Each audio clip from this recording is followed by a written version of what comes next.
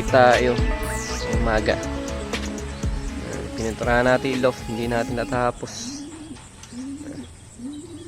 Mas may mga ano na rin tayo dito, paleta. Gawa tayo ng perch sa Sabado, gawa tayong perch. Nagdagdag tayo ng mga kahoy. Gawa tayo ng ano nila, tuntungan. Ito na yung mga young birds natin, pakawalan natin.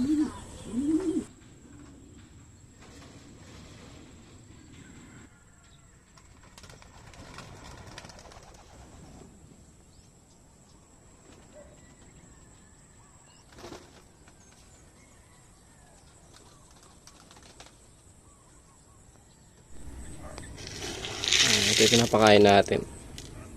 Breeder mix. Kalapatids. Ayan.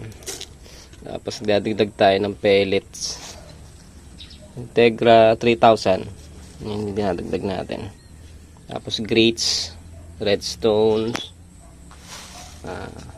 pink minerals, safflower. Nagdadagdag din tayo para fats, para nasa condition pa rin yung breeder natin. Ngayon may mga itlog na sila, para tumaba sila, gumantay katawan nila, para bago magpisa yung mga itlog natin, nakakondisyon yung mga kalapati natin. Dito may ano na, nakalimlim na dito. Dito meron na isa.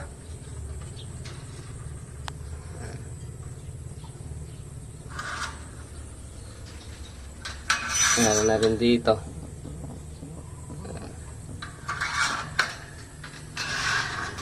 Ito, meron na rin isa.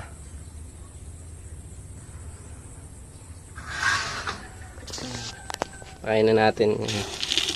So, ito yung pinapakain natin sa mga breeder natin. Tsaka sa mga young birds natin. Ayan, 3 to 4 months old. Bali, ganito din yung pinapakain natin sa kanila. Nagdadagdag tayo ng pellets tsaka sap, para gumandi ka to ng mga kalapati natin. Dito kay Laputi wala pa tayong itlog. Nagay na tayo ng nest box nila dito.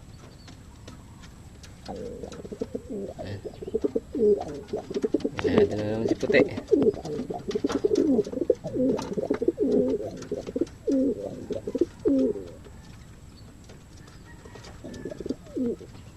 Pinahalis natin sa anak ng overall ni paring Joel Abira. Ilipat natin sila dito, mas malaki yung breeder cage nila dito. So 6:30 pinawalan natin mga kalapati natin. So tingnan natin sa tracker kung saan sila pupunta ngayon, kung lalayo sila ulit. Nakaraan kasi dito lang, malapit lang yung naging loft line nila. So pinahinga ko muna sila ng 2 araw. Nasa loob lang sila, hindi sila nag-loft fly. So tingnan natin kung sila pupunta naman ngayon. Medyo lumalayo na yung mga kalapati natin. So baka sa Sabado o Linggo mag-toss na tayo. Layo na natin ng konti. Dito na yung mga iba natin. Kumain na.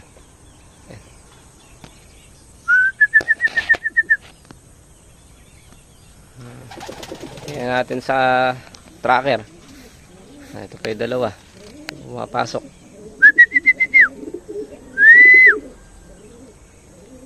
Tingnan natin kung saan nagpunta yung mga kalapati natin.